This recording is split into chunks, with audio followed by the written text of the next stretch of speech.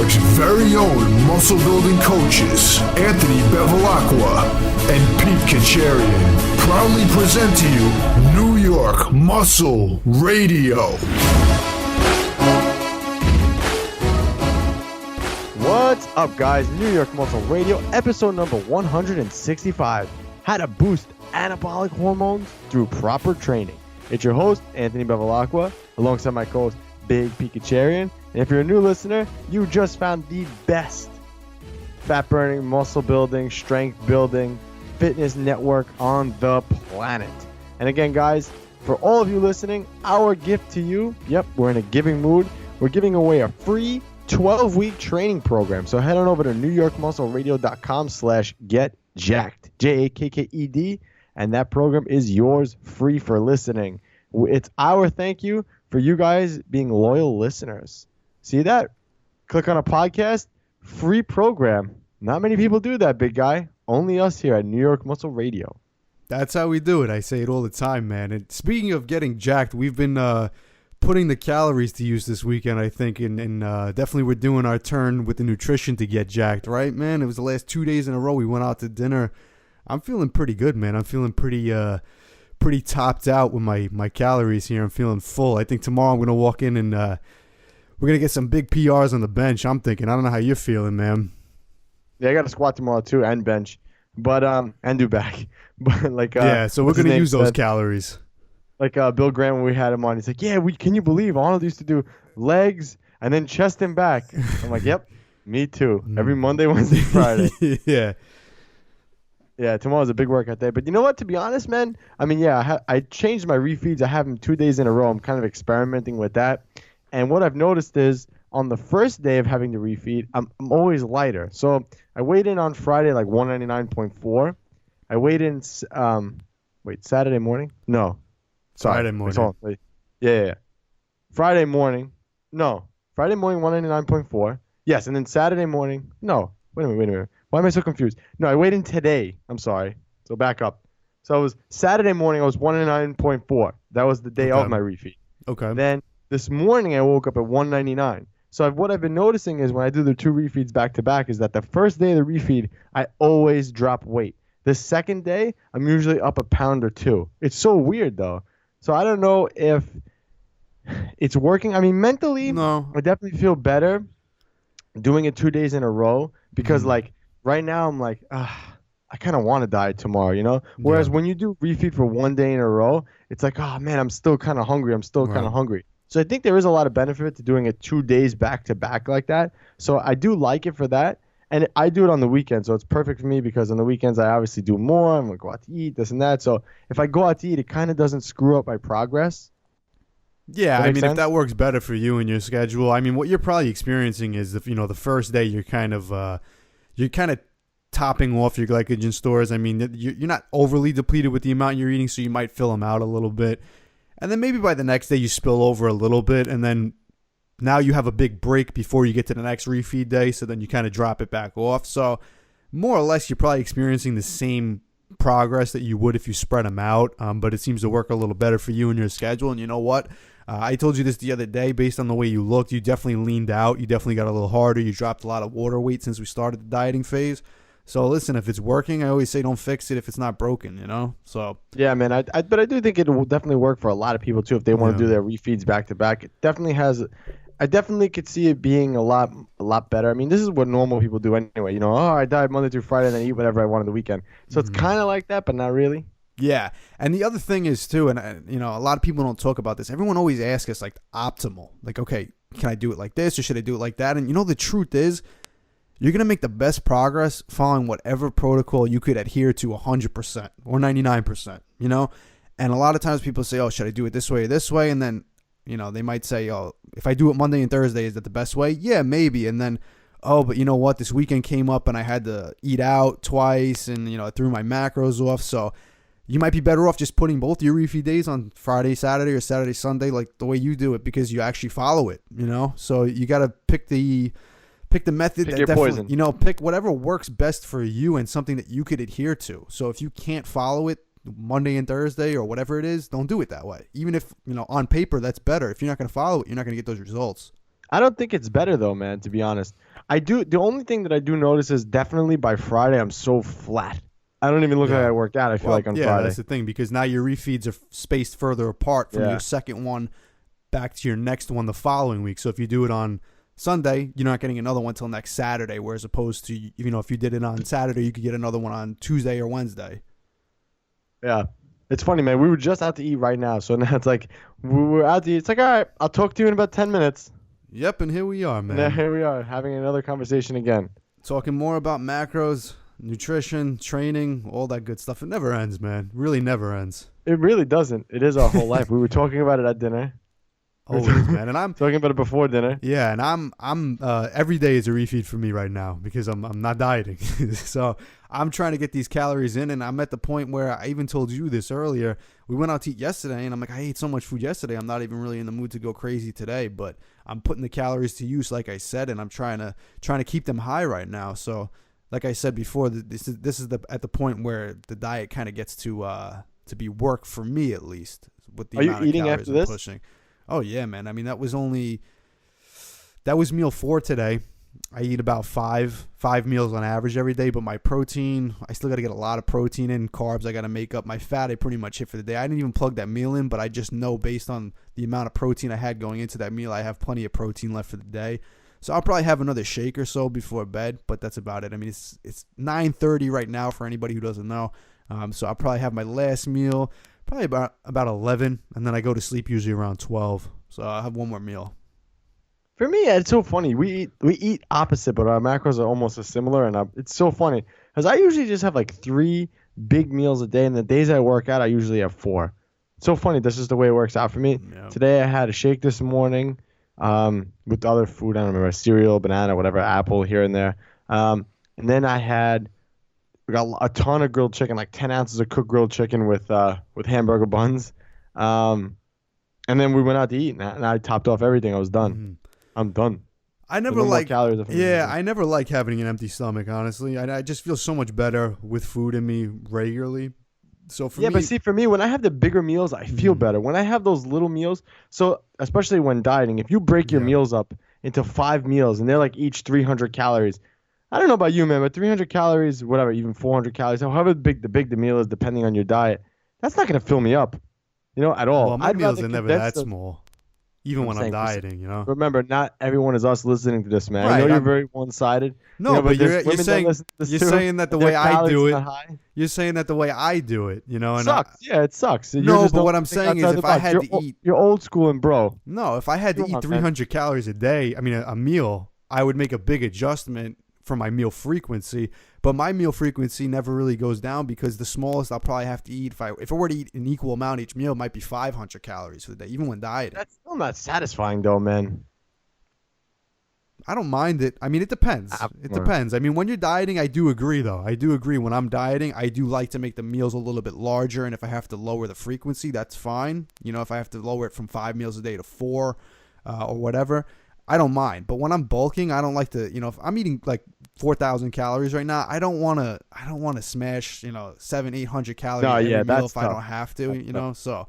I'm talking about dieting. You're talking about bulking, so that's why we're Right. If I am dieting, though, I would probably go the route that you do. But I still keep a pretty good balance between 4 to 5 meals. I never really do like 3 meals, but that's just me. I'm not by any means saying that that's the best way to do it. Like I said, the best way for anybody to do it is what works best for them, as far as what they could adhere to.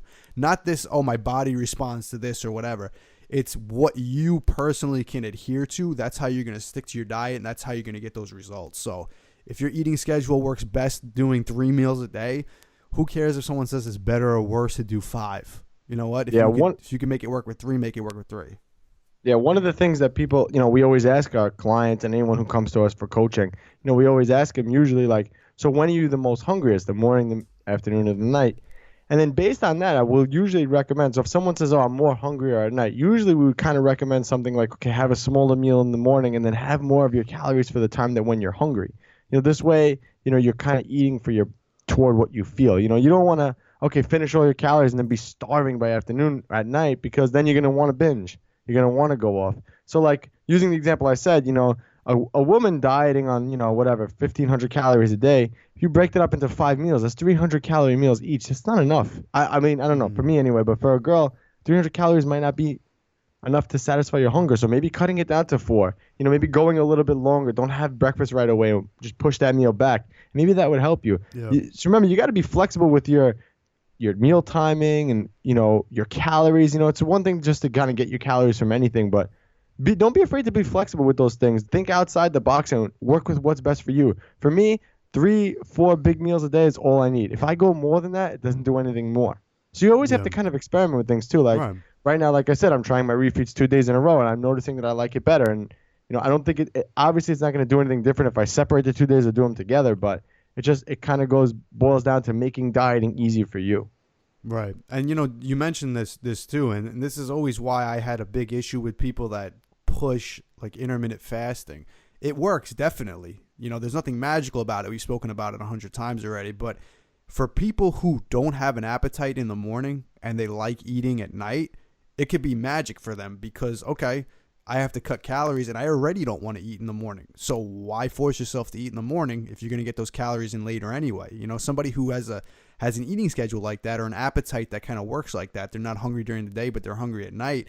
If you force them to eat during the day when they're not hungry, they're not going to be looking for that food. It's not going to satisfy them. Then at nighttime, they're going to have less calories to work with and they're going to be hungry at that time. But if you tell them, listen, just push your first meal back, get your calories later in the day, they're going to be more satisfied. They're going to follow the diet longer. They're going to follow it closer and, they're going to see results. So, that could work wonders for some people. For other people, it won't. I like to eat in the morning. So for me, forcing myself to do that, it's going to make the diet harder. Yeah, I mean, I've been intermittent fasting for a while, and not because I think it's better for fat loss or anything like that, but just because it works better for my schedule. I'm always running. I'm so busy, especially in the morning. So literally I get up, and instead of having a meal, I'll just take 2 scoops of our New York Muscle Radio branched chain amino acids. I'll have that, and then I won't eat again until pre-workout, which is around 11, 12. And that's usually my first meal. And again, that just works out better with my schedule. And it's easier for me like that. If I had time in the morning, I would definitely eat breakfast, but I don't have time in the morning. So for me, it's easier. So I do intermittent fasting by preference, not for any other reason, Yeah, and I think more people should use it for that reason. Everyone's looking for a magic tool, but the magic tool is finding the schedule that works best for you and what you could adhere to. That's really what it is. Yeah, man. Yes, sir. So I'm so excited, man. We didn't talk about it yet, but our Maximizing Your Testosterone program is almost ready to be dropped. If you guys don't follow us on Facebook and are in our Facebook group, head on over to NewYorkMuscleRadio.com/groups/New York Muscle Radio, I believe it is. If not, you could just go on our Facebook page, Facebook.com/New York Muscle Radio. We put out the outline of everything that we're going to talk about in the program, and we ask you guys if you want anything added to it, anything taken away from it. And we've gotten some good feedback, so we put that in there. So again, head on over to one of those things. You'll see the post. And comment on it. We'll change it for you. Again, we're kind of keeping you guys in the loop for this process. And one of the other things, too, which I'm super excited about, and it makes this course so much more exciting, is the simple fact of the matter that we're doing it like a course. So this is not going to be just an ebook. This is going to be a video. It's like a lecture in a classroom. It's going to be a nice video, a nice PowerPoint demonstration. You're going to see me and Pete in the video. It's going to be really, really cool. And again, super excited for this. It's going to be a course. This is not just an ebook. And I'm just excited for the amount of work that we're putting into this and you guys helping us put it together. I'm just thrilled for it. And the production value of this is just going up. And I love making improvements in anything in the gym and life. And this is one of the things. Our programs are getting better. It's not just going to be a simple ebook. It's going to be a lot more and a lot more personal for you guys. So again, guys, head on over to NewYorkMuscleRadio.com/maxtest and get on that pre-launch list now. You guys requested this program, so we're putting it out for you. And again, it's going to be super exciting, man. We could definitely sell this course for a lot more than what we're planning on selling it for. So I'm just excited, man. I'm excited, like I said, for improvement. And we're definitely improving all the quality with everything that we're doing. Yeah, I mean, that's definitely what we're striving to do now is, we put out tons of content. And the amount of podcasts we put out there is just, I think it's unmatched at this point. I'm not trying to pat myself on the back, but one of the things we're really striving to do at this point is now put out the highest quality content we can. We're already putting out the most, and I definitely, we want to put out the highest quality. And like Anthony said, it's going to be a big step up from just doing an ebook. Because anybody can read an ebook, and I think the value of an ebook is great. But when you're trying to learn a specific topic, I think there needs to be more in there than just reading an ebook. So the course outline, I think, is going to make it, a lot more informational, and I think a lot of people will take more away from it rather than just reading a book that they might put back down, because I know I always do that. I get a book, I read it, I put it down, I don't really take anything away from it. When it's a course, I tend to sit there, pay more attention to it. And if you're doing a training program and you need to just get a workout routine in or explaining the workout routine, I think an ebook format is perfect for that. But something like this, where we're going to talk about in depth how to maximize your testosterone, we want to put it out there so you guys actually retain that information and apply it, because we always talk about it. We hate putting things to use where nobody gets anything out of it. Our goal every single time we put something out there is to have somebody take something away from it. Yeah. We're also going to have an audiobook version too. So if you guys are not a visual learner, you could definitely listen to it. Obviously you are if you're listening to a podcast. So we're going to have it also an audiobook version. But again, I'm just super excited for it, man. And like I said, whenever we move up in something, it just excites me. It invigorates me. See that big word? That's that calendar. That you're stepping up your vocabulary game too, right? Leveling up. Yeah, I actually don't have one of those calendars, but I probably should buy one. I think those are cool. But I think, what are you supposed to do? It's like a word of the day, and then you have to use it that day. Isn't that how it works? I don't even know, actually. I never used one of those. Yeah, I don't know why I asked you. I knew you wouldn't know. Do I look like I have one of those calendars up? No way. No. Nah. All right, man, let's move on. So I also found this article that I thought was cool, and I figured I'd talk about it. The FDA finds a majority of herbal supplements at GNC, Walmart, Walgreens, Target don't contain what they claim. Instead, they contain cheap fillers like wheat and soy powder. Yeah, everything's just filled with fillers. That's what it is today, man. So here's they gave the list. So this is from GNC. So guys, stay away from GNC. I mean, we've always said that, but so this is what they found. So GNC's ginkgo biloba had, when they tested it, no ginkgo biloba was found, and they did detect garlic, rice spruce, and asparagus. In the St. John's wort, again, this is old GNC's brand, no St. John's wort found. Instead, they detected garlic, rice, and Dracaena, which is a tropical houseplant. In ginseng, no ginseng was found. They detected rice, that tropical houseplant again, pine, wheatgrass, and citrus. The garlic actually contained garlic, so we'll give them that one. Echinacea. Yeah, you buying euthanasia in a bottle? Yeah, no. Echinacea. No echinacea was found, and they detected rice. Saw palmetto. One sample contained the clear presence of palmetto. Other samples contained the various of ingredients, including asparagus, rice, and primrose. Now it goes into all these things. I mean, Target brand, no ginkgo biloba was found, and there was just garlic again. Garlic. It's crazy, man, because you know what the craziest thing about it is that it's not saying that these things are watered down or that there's only a fraction of what the label it's not claims. even in there. There's nothing in there. So if you look at one brand compared to the other one, you're like, oh, this one's a little more expensive. Maybe it has a little more in it, or this one's a little bit less expensive, so maybe they use a cheaper quality. But no, it's not even in there. So you're completely wasting your money. It's not like you're getting ripped off a little bit. You're getting completely robbed. Yeah, but you know what it is? You go into the store for one of those things. You don't question those things, because it's one ingredient, so you don't really question it. But I always question when I walk in, like if there's even if you said like Target, I've been in Target and I looked at Target fish oils or something like that, and I'm like, these are so much cheaper than on brand name fish oil or any type of vitamin or mineral that I go buy. Even when you walk, I said this in the last podcast, if you walk in there and you want to pick up a vitamin, you have Vitamin Shop brand, it's like half the price of another brand sitting right next to it. So I'm like, should I just buy the Vitamin Shop brand because it's cheaper, or do I pay for the quality of the other brand, which who knows if that has anything in there? But, one thing that I want to say with their brand, why it could be cheaper is because there's no middleman. So let's just say Company X goes to Vitamin Shop and says, hey, listen, I want you guys to sell my saw palmetto, whatever. Right. Here, this is the price I pay for it. This is the price you're going to pay for it, and this is what you could sell it for. So there's like that middleman markup with that one. With their own product, there's no middleman markup. So they can literally just go to the manufacturer and say, okay, I want this many bottles, and have it shipped, and then just mark up from there. So So that's why they could sell it for so much cheaper. That's why a lot of these places have store brands, hence GNC and stuff like that. Yeah, But I mean, again, it's you one of never those things. know, though. Yeah, you still don't Yeah, know. I mean, listen, But- you don't know where anyway. And I was gonna say it's just as true for Well, the you can't use for the more can't use expensive the price brand. really either. That's what I'm saying. So there's no real way to look at it from an angle where okay, this one is probably higher quality. The best I could tell you is if the company has been around for a long time and they're more reputable. They more people have approved of their stuff. They've been around. Usually, time could give you a good indicator of how high quality your stuff is because if they've been around long enough, generally That's not true either, man. GNC brand got flagged. GNC brand got flagged. Yeah, I that didn't was know GNC brand that was on there. So that was everything you were listing. That was all GNC brand itself. There was nothing else. Yeah, no, That's even GNC worse, brand, yeah. Walmart, like all the brands. This is bad. So it's not even. You can't even trust anything. Yeah. I don't know, man. I don't know what to tell anybody anymore. Only buy from people that you personally trust. Then I guess. Yeah. Sorry, guys.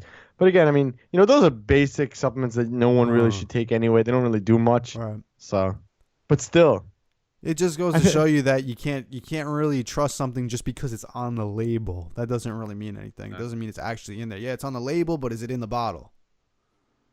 scary world, man. Scary stuff. Really, really scary. When you really think about it, man, it's nuts. Yeah, your grandmother that always says, "Oh, just eat good quality food." She's probably right. Yeah.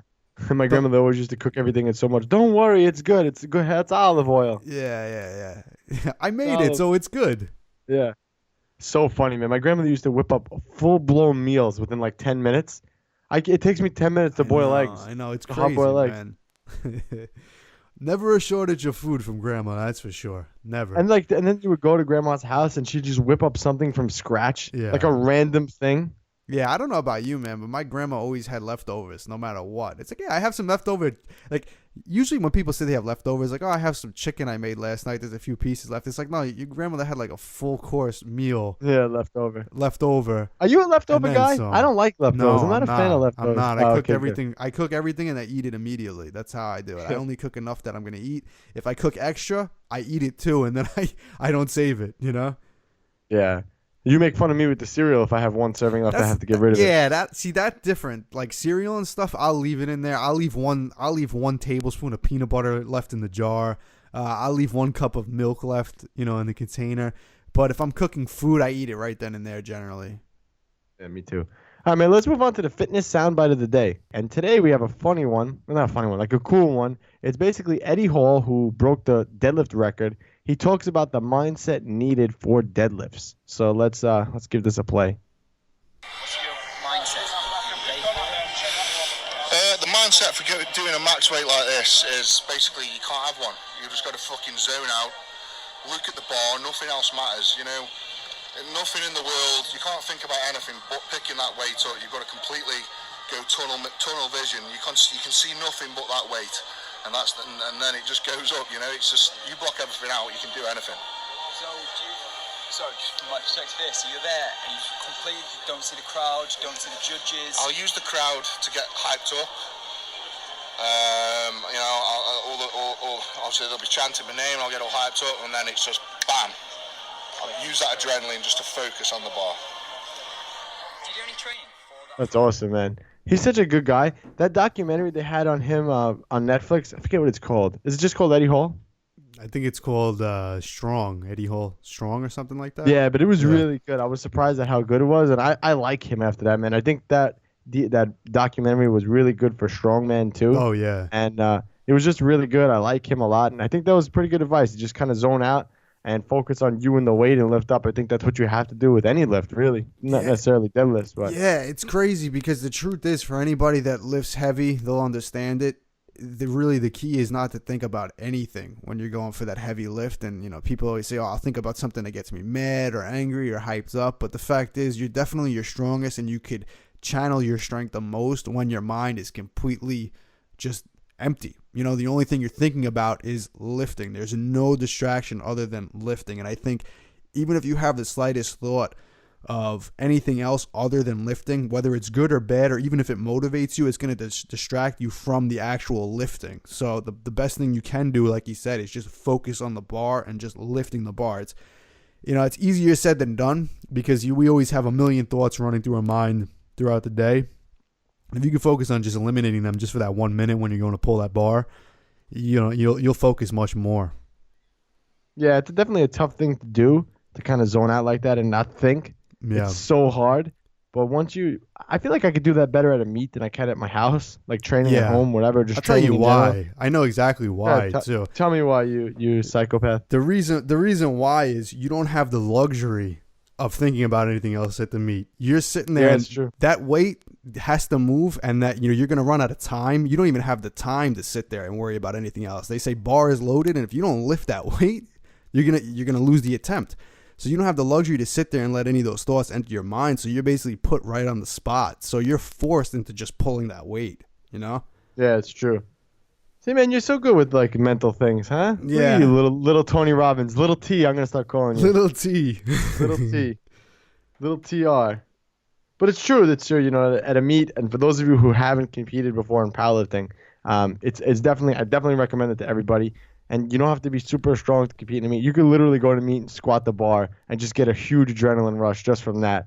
It's definitely an rewarding thing. I definitely recommend it to everybody. But yeah, when you're at a meet, like he said, you really have no time to think about anything except you and that bar. So that's why I think Eddie Hall's advice was pretty good, because a lot of people just think about the weight and think about what happens and think about what if I miss it. You can't do that. Just focus on what's in front of you and just do it. I think that's good advice for anything in life. Yeah, and the same thing holds true to anytime you need to accomplish something. If you throw yourself in a situation where you don't have the luxury to think about it or to second guess yourself, you'd be surprised at what the results can be, with anything. So if you have to, I don't know, people are worried. Apparently the number one fear everybody has in the world is public speaking. Think about it though. If you sit there and you start talking to yourself before you have to do public speaking, if that's something you fear, you could get into your head and you can mess yourself up. But let's say you have to go on stage in front of the microphone. If you just throw yourself on stage in front of the microphone, you're up there. You're like, oh shit, I'm up here. I don't have the, your brain will kind of shut off. You're like, I don't have the luxury to sit here and worry. So then you just perform. So it's like that in anything, anything in life that you have to perform and you're worried about it. If you just throw yourself into it, a lot of times you'll find that you don't have the luxury to worry. So that's some advice you could take pretty much to anything, but for lifting, absolutely apply that. You ever hear that saying, if you're nervous in front of public speaking, to picture everyone in their underwear? How is that supposed to make you unnervous? Well, that does exactly the opposite of what we just spoke about, because now you're not focusing on actually talking. You're focusing on everybody in their underwear, So I think that's stupid, honestly. And, like I said, because the last thing if you're nervous about anything, if you're nervous, that's the same thing with lifting a weight. If you're nervous, you're going to miss it or anything, it's going to take your focus away from what you're actually trying to do. The one thing you want to do is focus more. That's going to help you do it. That's how you perform, by focusing. So purposely taking your focus away, I think that's very, very bad advice. I've heard that before. I've never tried that though. Yeah, well, you'd probably go off in another direction if that was the case. Yeah, huh? I mean, well, you know what the thing is? I probably already picture everybody in their underwear anyway, so I don't gotta focus on that. So I just never understood that though. Where did that come from?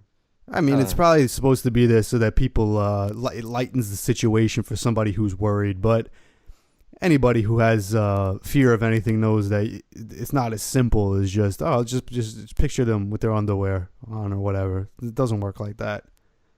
But I can tell you, throwing yourself, it's like talking about like I don't know, like if when people say like the water's cold, they don't want to jump in the water, they want to tiptoe in the water and like warm up first before they go in.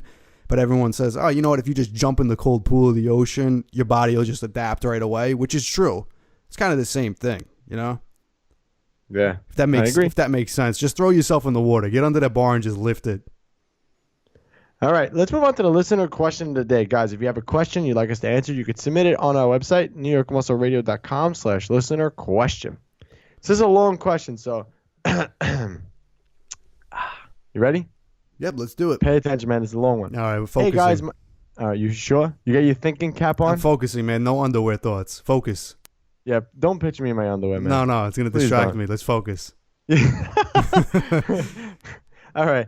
Hi, guys. My name is Tom from Melbourne, Australia, and I'm 27 years old. Firstly, congratulations on such a relevant and informative podcast. I have been a long-time listener and have listened back many times to pick up anything I may have missed. The thing that individuates your podcast from the rest is the stable, true information that you provide. I know that I can trust you guys because you have actually done it. Well, thank you, and that we try to do that. And because you seem like straight-up individuals. So thank you, and well done. The reason I'm emailing you, this is actually an email, guys, so I asked Tom if I could, say this on the podcast. So the reason why I'm emailing you is to actually ask you for some advice. I'm currently in a contracted job where I do around 90 hours per week on average. That's rough. I have around 1.5 years left on this contract. My passion has been health and fitness for around 10 years, and I finally decided that's what I want to spend the rest of my life being involved with.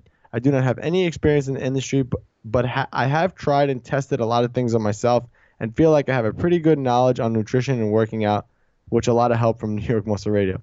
Ideally, I would like to provide a service online which allows me the flexibility to move around. I won't be able to do this full-time for about 1.5 years. Where do you think the best place to start is to get in the industry? Should I do a course on personal training and nutrition, or is there something else that you would recommend as a better option? Any advice from you guys would be very appreciated and inspiring, and thank you in advance. Please keep up the invaluable content on the podcast, as there really is nothing else out there like it. Kind regards, Tom. Great email, man. Yeah, and great question too. And the first thing I just want to say to him is, if that's what you want to do, then do it. Don't let anything distract you from it. Just do it. And I don't want to not answer his question, but what I think he really needs to hear is, don't worry so much on the how, but the actual doing, because a lot of times I think that people who want to get into something struggle to start it because they're focused on, how do I start it correctly? The fact is, just start it. Even if you start wrong, you've built momentum, and now you can make adjustments along the way. So don't try to wait until you know exactly how to do it before you start. Me and Anthony, when we started this, we made so many mistakes in the beginning that we put out so much content that no one saw, no one heard. We were basically spinning our wheels, wasting time. Eventually, though, we said, all right, this isn't working. Let's try this. That still didn't work. But we know what? We crossed something off the list. Now let's start doing a different thing. Eventually we landed into what we're doing right now, and then it started to take off. We put more work into it, and we just kept growing it. So I think the best thing you need to do is have an idea of what you want to do. Even if you don't think it's perfect, even if you think it's a stupid idea, but if it's what you want to do, start doing that. See what kind of response you get. Put more work into it. And if it doesn't work, adjust it. Try something different. Keep changing it till it sticks. That's the best advice I could give them. Yeah, and that's solid advice too. I would say find the medium that you like. So if that's YouTube, if you like to be on video, then roll with YouTube. We started with YouTube, but that didn't work out too well. We weren't getting any traction, so we transitioned into podcasts, and here we are now. That ended up working for us. It's the medium that we like to use. So find the medium that works for you. Some people, that's Instagram. Everyone's different, so you have to find that medium that works for you and just kind of roll with that. Yeah, and don't be locked into any one thing. So like we said, if we started with YouTube, it didn't work, we went to podcasting. Same thing with you. If you want to put out a nutrition course, that doesn't stick, try something different. So don't be locked in. Try to make it work, though. Give it time. If it doesn't work, doesn't mean quit. But adjust. So if it's not working, try something a little bit different. If you have to rechange your game plan altogether, do it. But do it. Give it enough time to see if it works, and then adjust. So you'll land where you want to be. It just might take time, but keep trying. You'll eventually get there. Yeah, and actually going back to his question, I would recommend getting a good personal training certification. You'd be a step above everybody else because not many people just go out and get a certification.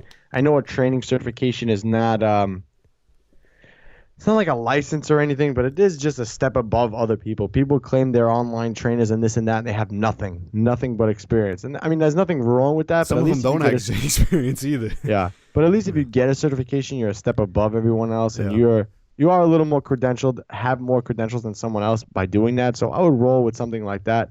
And again, think of it like this too. You're trying to build a business, so you're trying to make money. Obviously, that's the goal of the business, but why are you doing that? That why has to be so important. Our whole shtick here on this podcast is putting out good information without all the shit that comes with it. Because we've literally tried everything. Between me and my co-host, we literally have tried every diet, every training program in search of the ones that work.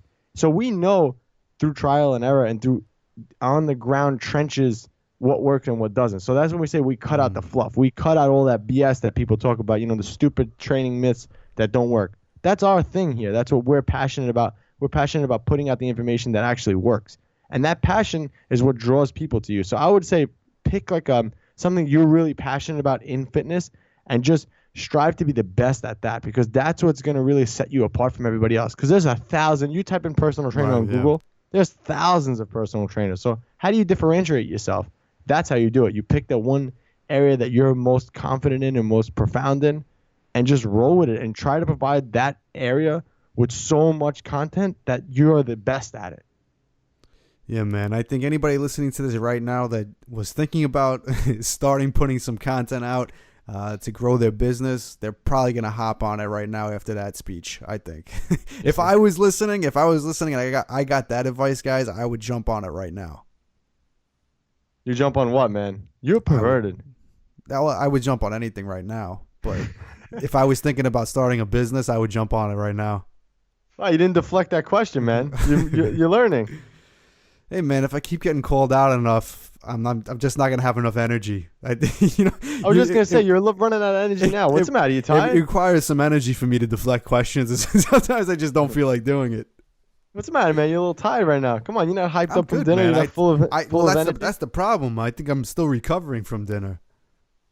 Ah, come on. We didn't eat that much.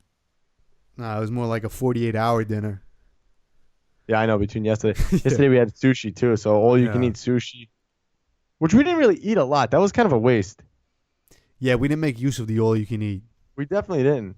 The place that we go to is really, really good. It's all you can eat sushi, but they also have like Chinese food, but it's really good. It's not like a buffet or anything. It's made to order. So I had like this Dragon and Phoenix thing, which is basically like is it teriyaki chicken? I don't even know. I don't know if it's actually teriyaki, but it's probably the closest thing you could get to teriyaki chicken. Yeah, and it had shrimp in it, and it's really good. So I got like that, and then we ordered the sushi rolls, but we didn't really eat that much sushi, which I was kind of surprised about. Yeah, well, my goal actually was I didn't want to stuff myself too much with the sushi, because I always end up when I have all you can eat sushi, I overdo it, and then I just eat too much, and I just feel like bloated and disgusting afterwards. And sometimes it's good, sometimes you like that feeling. But I wasn't really in the mood for that yesterday, so I said, I'm going to fill up more on the dinner, the appetizers and stuff like that, and then I'm just going to have a few sushi rolls. So I think I accomplished that. Actually, one of the things, too, that it brought up in our group that we have there, our online coaching group, which I can't believe how great that group is, man. We have a great bunch of people in that group, and it's really growing into its own little thing. It's actually really cool to see. So for the people who are part of that, and you know who you are, keep up the good work, guys, because I can't believe the interaction between everyone in there.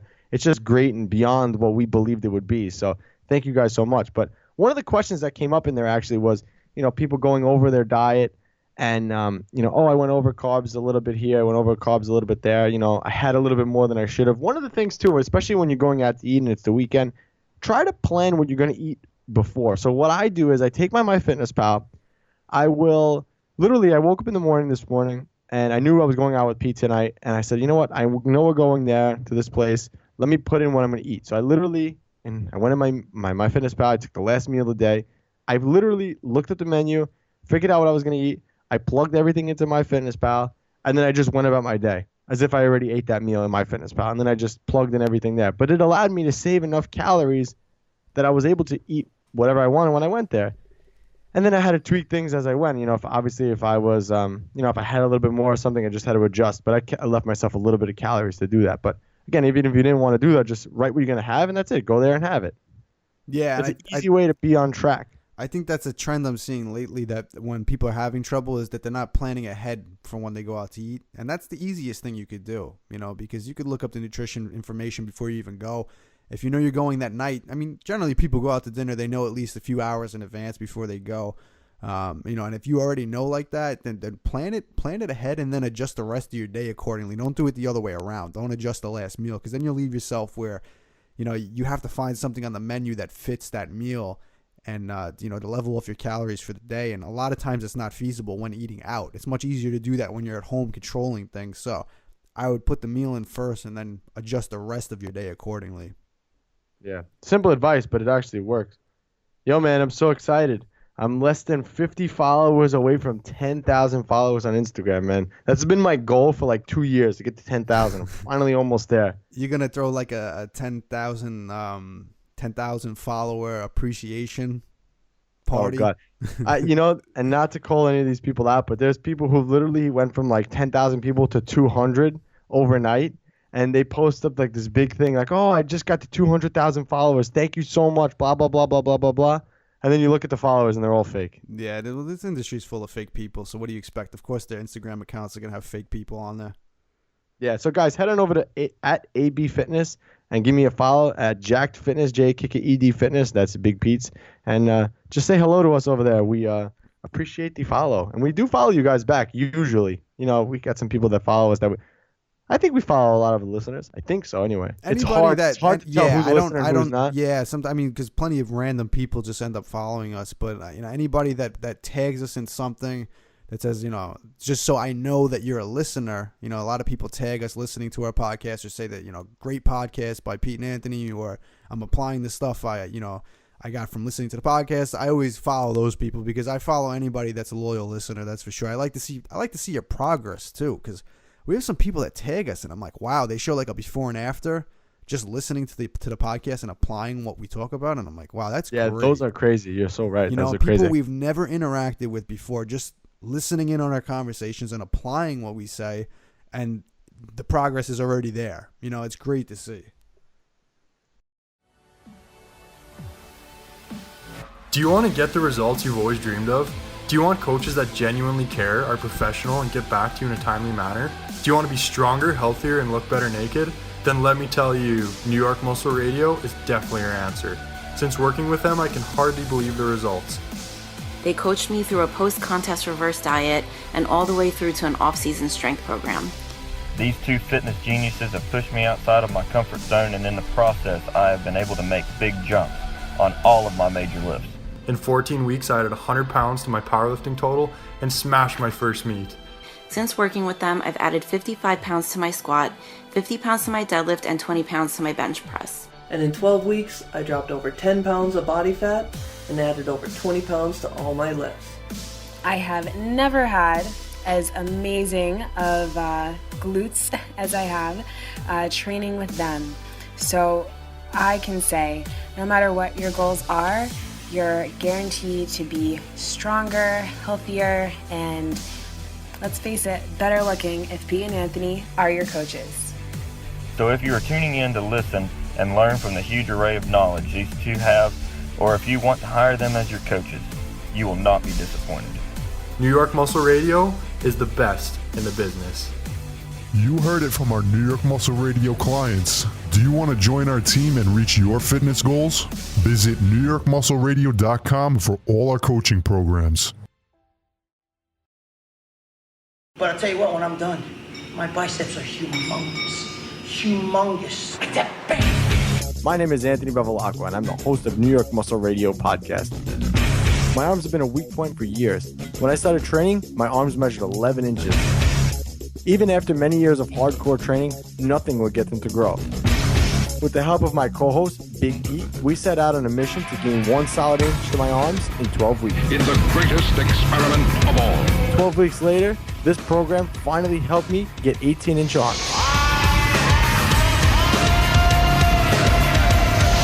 The 12-week Arm Experiment, the ultimate arm growth program, ebook, the audio book, and the workout video. Pick up your copy now on NewYorkMuscleRadio.com.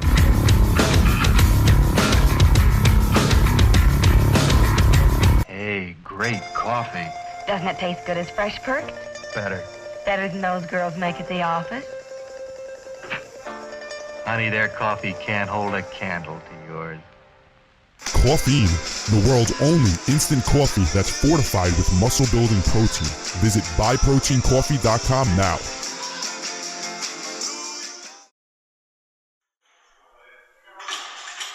Damn. Nice, Pete. What? I saw you checking out that girl's butt. What? I was just checking out her yoga pants. Pete. I was thinking you'd look really good in yoga pants. Uh-huh. I was like trying to check out what brand it was. Like I was looking at her form on deadlifts. They were all messed up. Do you think she has a nicer butt than me? Well, it definitely doesn't look like a pancake. Did you just call my butt a pancake? Well, I mean... What can I do? You gotta try New York Muscle Radio's Glutylicious program. Glutylicious. Yeah, you'll finally get a celebrity booty, like all the other girls following the program. Fine, I'll do it, but don't get jealous when other guys check out my glutylicious ass. Glutylicious, your guide to getting a celebrity booty in 12 weeks. Now available exclusively at NewYorkMuscleRadio.com.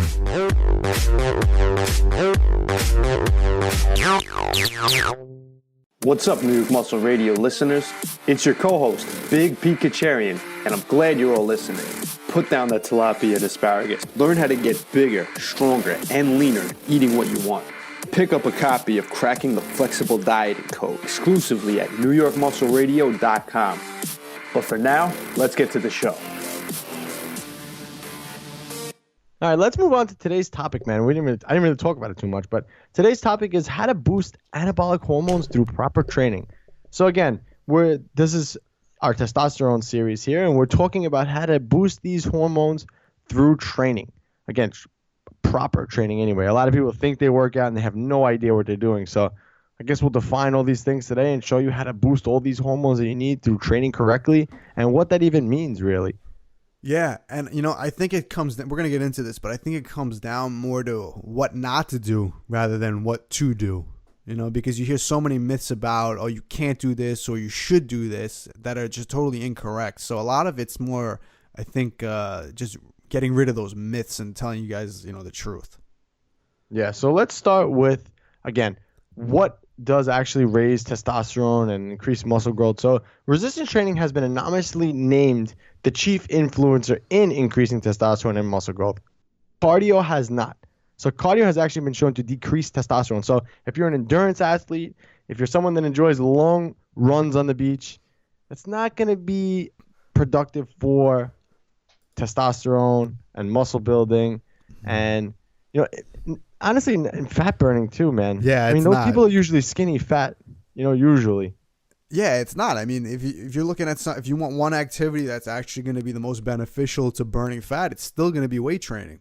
And I say it all the time. I'll say it again. If someone had only time to do one activity, they couldn't do weight training and cardio, and their main goal was fat loss, I would still say weight training. Most people would think cardio, but no, you're going to get the benefits of building muscle, increasing your metabolic rate, maximizing your hormone levels, and burning calories and burning fat when doing weight training. When you're doing cardio, you're going to get the complete opposite on all ends of the spectrum, except for, you're going to burn additional calories, but so what? You're not going to build any muscle. You're not going to speed up your metabolism. Your hormone levels, as we're going to get into, depending on what type of cardio and how long you do it for, could be negatively impacted. So, weight training all day, man. All day, every day. All day. All right, so what should your training have to optimize your testosterone? So let's talk about big compound movements. Why are they so important? Why you should be doing them? So again, we've talked about this so many times in other episodes too. Your big compound lifts should make up the meat and potatoes of your program. You're going out to eat. Normally you have to have a piece of protein with your meal. Everything else is just a side to it. So the same thing with your compound movements. That's your meal, and everything else is just a side to it. If you want a little bit more carbs, that's going to kind of be your machine work there. So you have to have those big compound movements in. Whenever you do those movements, you get surges of different hormones. Again, those surges in hormones, a lot of people think that they're... What's the dog doing? My dog's going nuts below me. She's sitting in my feet. She's making so much noise. Sadie, what are you doing? A lot of people think that they get all these huge surges in doing squats and things like this. And you do, but those are such short-term responses to exercise. That's not really the reason why your hormone levels spike. Yeah, and I think the thing people need to understand is that with any hormone, good or bad, like if we're talking about testosterone, we want to improve that. If we're talking about cortisol, we want to lower that. People get a lot of things in their head, and these myths spread that, okay, if squats increase testosterone, so that means you'll get bigger, you'll get stronger, or training too long increases cortisol, that's bad. These hormones don't really have any type of impact on building muscle, burning fat, or anything, any similar impact when they're elevated for a very short period of time. So if testosterone spikes for a half hour, that's not going to build additional muscle because for a half hour it's higher. If cortisol goes higher for a half hour, you're not going to all of a sudden lose all this muscle and store all this fat because cortisol was high for a half hour. So people freak out about, Or they use it to their advantage when giving out information. Oh, squats raise testosterone. Yeah, it raised it for an hour while you were training or whatever. Does that mean you're going to build more muscle? No. It has to be elevated for a very long period of time. Or the same thing. Training for this amount of time, cortisol release. So you're storing fat and you're losing muscle. You don't store fat and lose muscle in a 30-minute window. It just doesn't happen. If cortisol is elevated for 2 months straight, you're probably going to store a lot of fat. But different scenario that can't happen from this. So when you guys hear these myths, oh, you should do squats, you should do this, whatever, because it raises these hormones, or you shouldn't do this because it raises these hormones, look at it from a short-term perspective. If it's a short-term thing, you're not going to see any effect, negative or positive. So keep that in mind. Yeah, one of the other things too, which we should also forgot to mention, just because you do something like a squat, a bench press, a deadlift, it doesn't necessarily mean you're going to get anything out of it. There has to be the proper amount of intensity there in order to elicit any type of hormone response, any type of muscle growth response. You have to have intensity there. You have to have progressive overload, as that's what's going to actually build the muscle. That intensity is what the key is. You could do squats all day. I mean, you do. I think the average person does around 270 deadlifts a day, throughout the day. Yeah. So you're not building muscle or getting more hormones or optimizing your hormones doing that. That's just an average movement. So you have to have that intensity in there in order to elicit any response in the body, whether that's optimizing hormones or that's muscle building or fat burning for that matter. Yeah, so it's all relative. Again, that's a great point too, because people will say, "Oh, a squat does this," or cardio does this. Well, I do squats in the class with the low weights. Right, exactly. If you do squats in the class with pink weights, that's still a squat, but you know what? It's not going to have the same hormonal impact as a 400-pound squat. Cardio. Yeah, if you walk on the treadmill for 15 minutes, that's cardio. But is it going to do the same thing as doing an hour running at full speed that you can go for an hour? No, it's not. It's not the one size fits all. So when people use these very generic terms, cardio does this, or weights do this, or squats do this, you have to look at it into the context. And again, you also have to look in the context of how long does it do it for. Yeah, ladies, this goes for you as well. Even though testosterone for you guys, it's very hard to maintain a high level with that because obviously your body's not built to hold testosterone. It doesn't matter. If you're still trying to optimize hormones and still trying to get the most bang from your buck, the same thing applies. Big compound movements with proper intensity. That's the key right there. It has to be. So let's talk about machines and why machines won't optimize hormones. Do you want me to do it or do you want to start? I'll start with it a little bit. I mean, the main thing, and this separates machines from free weights in all aspects, not just from a hormonal standpoint, is the fact that it's going to require much more neuromuscular activation. So your nervous system, everything else is going to have to be incorporated a lot more when doing something like a squat or a bench press or an overhead press versus doing a leg press or a machine press or a hammer strength press. So those movements that do require your nervous system to get jacked up, it's going to require hormone fluctuations as well. You're going to see more activation of those hormonal systems from those big compound movements that require a lot more neurological energy. So those exercises are also going to build more muscle just from the simple fact that they're going to recruit more muscle fibers, stabilizing muscles, but also the nervous system. So it works hand in hand. You're going to build more muscle and your hormone levels are going to have a better response from it too. Yeah.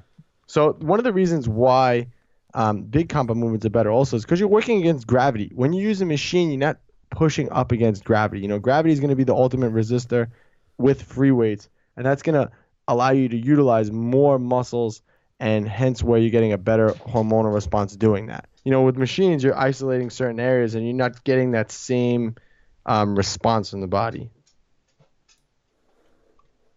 Definitely. You got nothing to say to that? No, I mean, I agree. I think, for anybody that, if you're trying to maximize everything, muscle growth or anything, muscle growth, strength, hormonal profiles, you're really doing yourself a disservice by just relying to a machine. And because anybody can tell you the difference between what it feels like to do a free weight movement versus a machine. And if it's that much harder, you got to think about what kind of results you're going to get by taking the easier route. If you could get the same results doing a hammer strength machine, everybody would do it. But you know what? You don't see you don't see jacked guys, really strong guys, just using machines. So it tells you something, I mean, if you don't want to hear the scientific evidence, just look at the anecdotal evidence. When do you see these huge guys just doing machines all the time? Yeah, one of the things you could look at too is like the leg press. So many people could leg press, 1,000-pound leg press, and then people put those videos up like they're so proud of it. And I mean, yes, it is a lot of weight, but would you ever notice that you can't do anywhere close to that with squats? I mean, those people who do 1,000-pound leg press can't even squat 225 to parallel. Yeah, I squat. I took. I I told squat you this, 225 to parallel. Yeah, I squat 220 to parallel. I took about a good 3.5 years off of training legs in general at one point years ago. And at that point, I started training him again regularly, and I started out with the leg press. And you know what? After like 2 weeks, I went in the gym and I put 1,000 pounds on a leg press, and I got it for like 10 reps. You know, and I wasn't even training legs. And at that point, I right after that, I kind of went back into squatting again. And I think I was still able to do 315 for a few reps, like 5 solid reps, ass to grass. So my leg strength was still there, but look at the difference: 315 ass to grass, and I'm doing 1,000-pound leg press. It doesn't mean anything. I mean, now, I'm squatting plenty more than 315, but I'm not even touching 365. like 325. Yeah. I worked up from 315 to 325, and I'm not even touching the leg press because it doesn't do anything. Why am I gonna load up? What am I gonna load up? 1,500 pounds on a leg press now? Yeah, guys, listen. If you only had 20 minutes to work out and you had to choose between a leg press and a squat, I challenge you to do that. Do a 20-minute leg workout that consists of just squats, and then do a 20-minute leg workout of just a leg press. Tell me where you feel more beat up from. Oh, yeah. And then watch which one you get more progress from doing, too. Yeah, exactly. Exactly. So true. All right. So now, this is the other thing, too. We've talked about this so many times in the podcast. You've mentioned it, complained about it so many times. Anthony and his long workouts. So one of the myths out there about training length is if you train too long, you're going to raise cortisol levels. I mean, this was big when we first started, too. If you train any more than 45 minutes, cortisol levels are going to rise and all gains are lost. So that is a huge, huge myth. And actually, there is some truth to it. Cortisol does rise after a certain amount of time working out. However, that cortisol response is not really a negative response. Yeah, it's not negative, like I said earlier, because of the amount of time it's elevated. So cortisol is a stress hormone that gets elevated when your body's under stress. It could be mental stress. It could be physical stress. It could be anything. It could just be from lack of sleep. It could just be from having a rough day at work. It could be from having a hard workout. Your body's going to treat all those responses as stress. So your cortisol will be elevated. Now, cortisol goes up and down. Cortisol naturally goes up in the morning just from waking up, because technically waking up is stressful to your body. You were just at rest. Now you're waking up. That's a stress to your body. Definitely. So cortisol is going to rise. Definitely. Hence why you don't feel great the second you wake up, especially if you didn't get a lot of sleep. So cortisol is going to be higher in the morning, and, it's going to go up and down later in the day. When you're more relaxed, cortisol is going to go down. So is that a bad thing? Most people's cortisols are high in the morning, but they're lower at night. So your body's going through these natural fluctuations. Just because it's higher in the morning, did you all of a sudden start losing muscle, start storing body fat? No. Something like cortisol needs to be elevated very high for a long period of time to get those negative effects. Just like I said with testosterone, you have a little spike in testosterone for an hour. You're not all of a sudden going to put a ton of muscle on in 1 hour. You're not going to wake up the next day huge because your testosterone spiked for an hour. It doesn't work like that. Higher testosterone for a long period of time is going to build more muscle.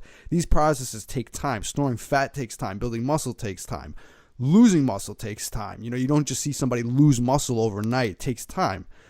Storing fat takes time as well. Nobody gets fat in one day, So as a response to training, if you work out hard for 2 hours, okay, cortisol is elevated for 2 hours. You have another, 22 hours during the day where it's normal. Big deal. Is that really going to make it like a difference? So if it gets higher, if it gets higher in relation to the amount of work you have to put in, it's not a big deal. So if you're in the gym for 2 hours because your workout routine requires you to be in the gym for 2 hours to put in the volume and the effort to grow muscle, then that's absolutely worth it. But don't make it, don't make your workouts longer just because you feel like it. There's not going to be a benefit from that. But the interesting thing was, I think one of the biggest myth busters of this whole cortisol issue from length of training came out.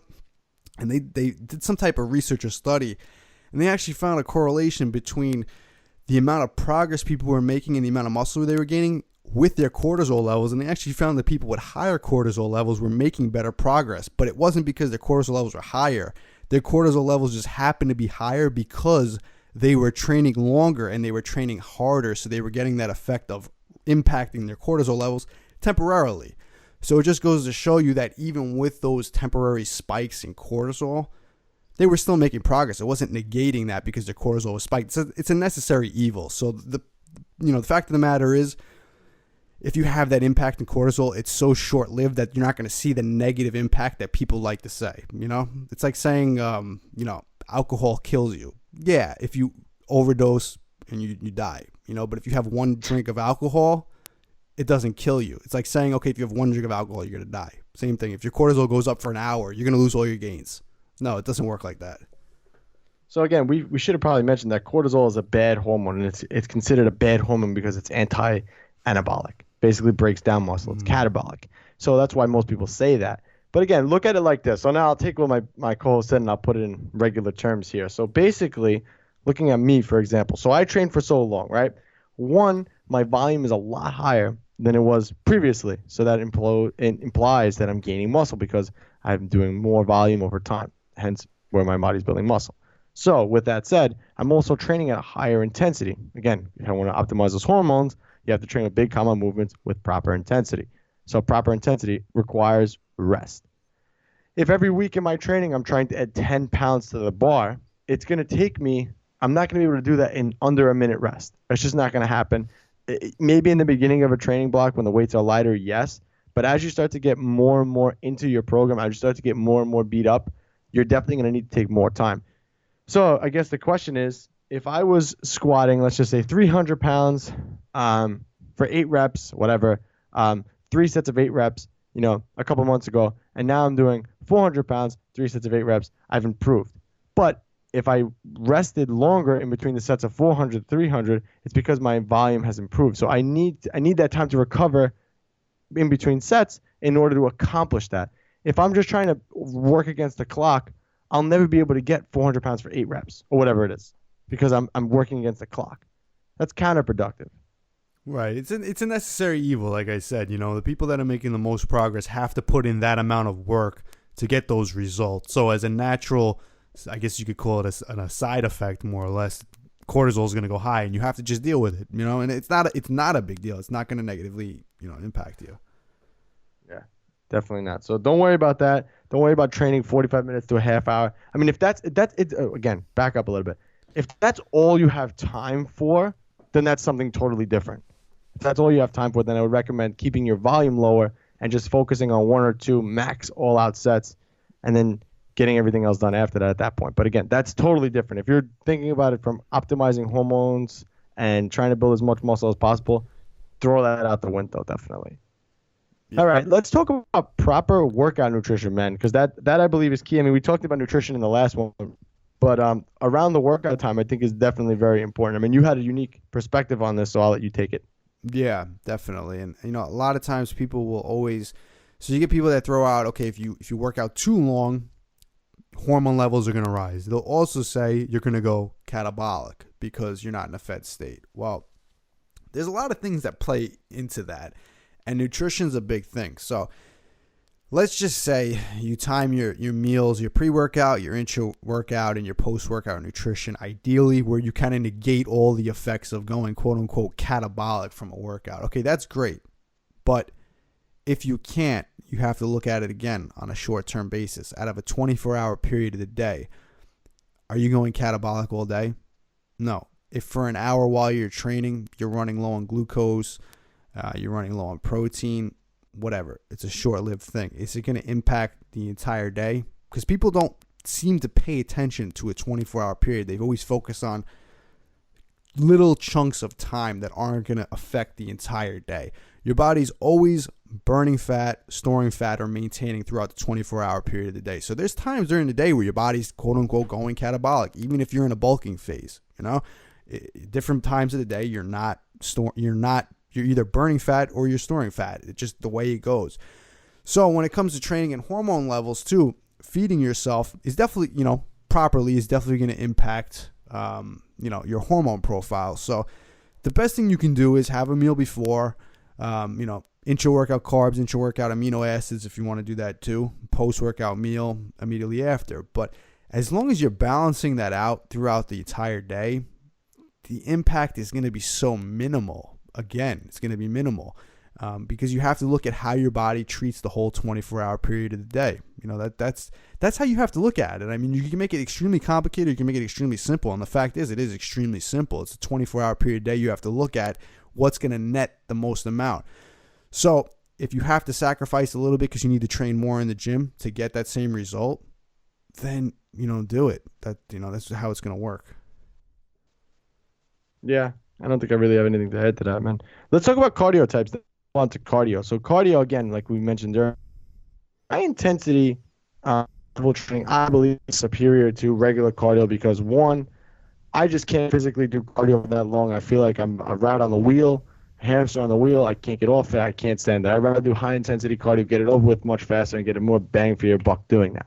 But there's actually research out there that shows that high intensity type cardio will be more anabolic and is a better, put your body in a better environment hormonally. And again, we can look at this example. I'm sure you've seen this example online. You can look at like someone like football players or sprinters, short distance sprinters. Those guys are so muscular. They're lean, they're muscular, and it's because of the type of cardio they do. Football players, yes, some of them have to run long durations, but it's again, the ball's snapped, a play's done in under a minute, and that's it. Like it's a rest and then reset and do it again. So those guys have great physiques. Whereas look at like a swimmer, a long distance runner. I mean, those guys are just built so differently. And again, it just goes to show you that when you do that long duration cardio, that's so counterproductive to hormone levels, counterproductive to muscle building. I mean, again, you guys are listening to this because you want to build muscle, get stronger, get leaner. So that's why you listen to this podcast. If you're a runner, you'd be listening to New York Running Radio. You something totally different. But coming next year, guys, 2018 on iTunes. Yeah, hosted by Big Picacharian, small Picacharian. Yeah. I'll be small Picacharian, but I'll be able to run marathons, guys. Speedy, you'd be like the little Mexican mouse. Arriba, andale. From Looney Tunes. Remember that? Yeah. What was his name? I have no idea. I know what you're talking about, but I have no idea.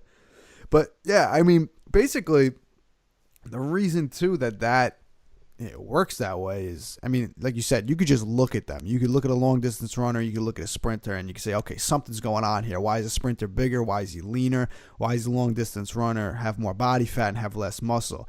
Well, back to what we're saying about the type of training impacting hormone levels. Yes, like we said, long training sessions, cortisol goes higher, testosterone goes lower, all those things.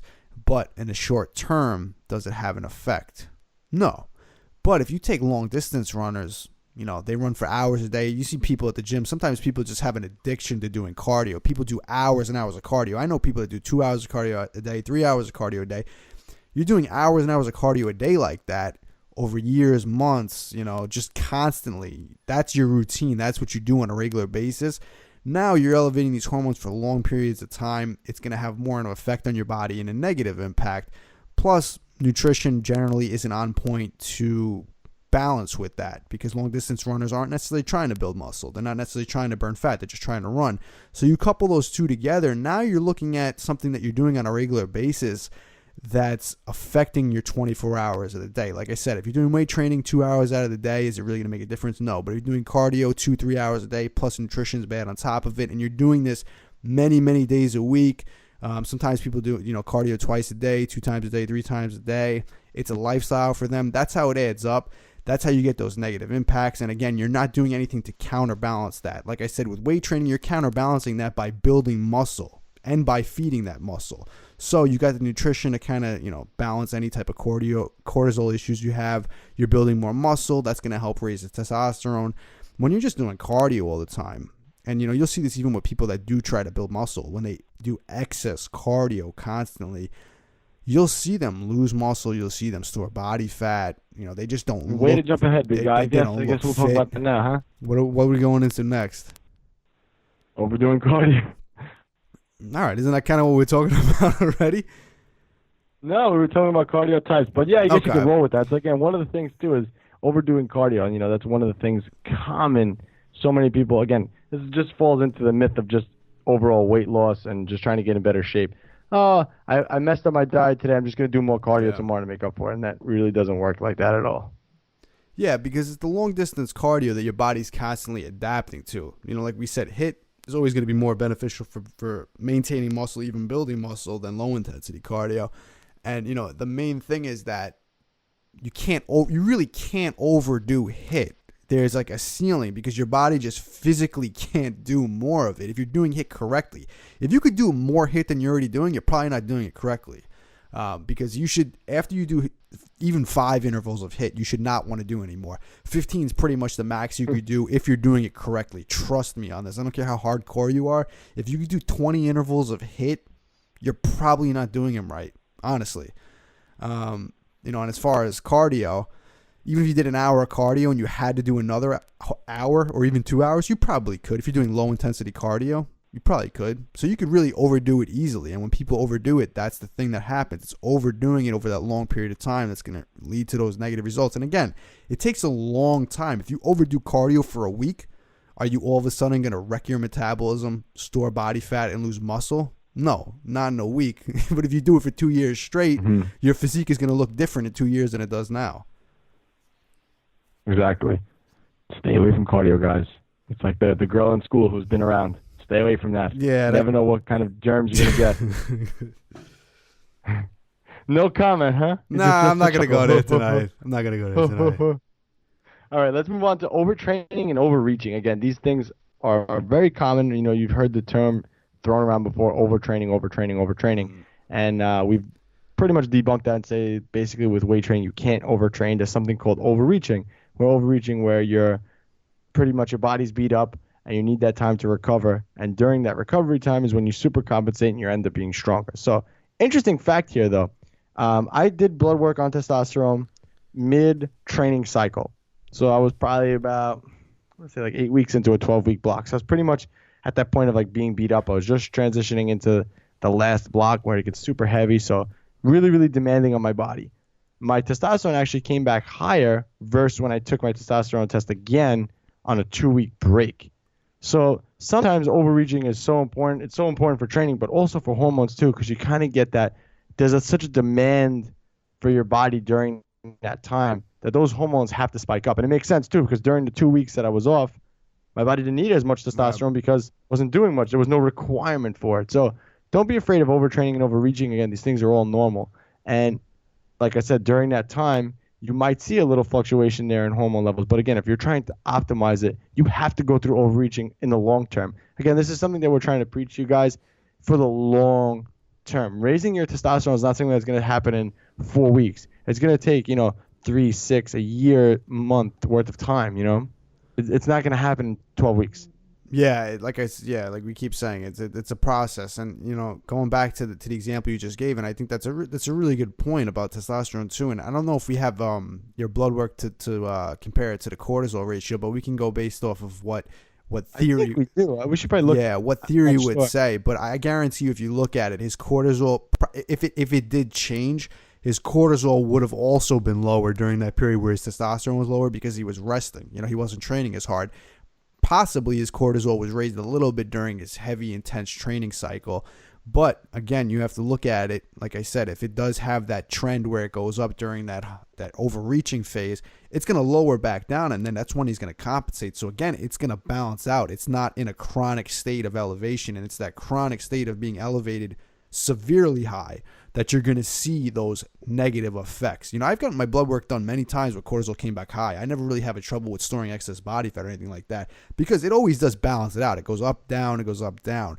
The key is keeping it away from being elevated extremely high for a long period of time. And as we can see, even on Anthony's blood work, stuff like that, he trains really hard. He trains hours a day, 6 days a week.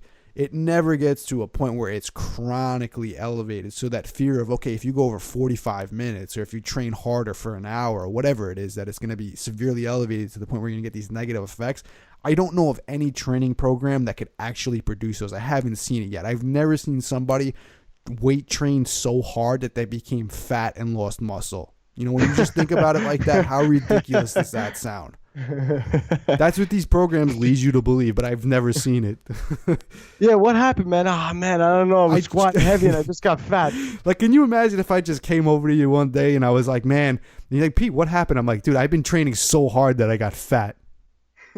You know, I lost all my muscle too. I have no libido. Yeah, I I've can't never get it up. seen I don't it. know what happened. I've never seen it. All gains lost. All right, guys. I think that pretty much wraps up how to boost anabolic hormones through proper training. Again, if I could summarize everything, train smart, train hard, train with big compound movements. If you have to do cardio, choose high intensity cardio versus long duration cardio. And again, keeping that proper workout nutrition in there is key also. Again, remember, when we're trying to optimize hormones, we're talking about everything here. Obviously you work out for a reason. You're listening to this because you want to get better at whatever you're doing, whether it's fat loss, muscle gain, strength building. So everything encompasses everything together. So guys, if someone's looking to get that little edge on their training, please share this podcast with them, as it does help get the word out there about New York Muscle Radio. Be sure to leave us a 5-star review because that always helps us. And yeah, be sure to get on the pre-launch for this program, NewYorkMuscleRadio.com/max-test. Big guy, 'tis your turn. All right, guys. Pete and Anthony, New York Muscle Radio, and we're out. Enjoyed this episode of New York Muscle Radio? Make sure to hit that subscribe button, leave us a 5-star review, and be sure to follow us on Facebook, New York Muscle Radio.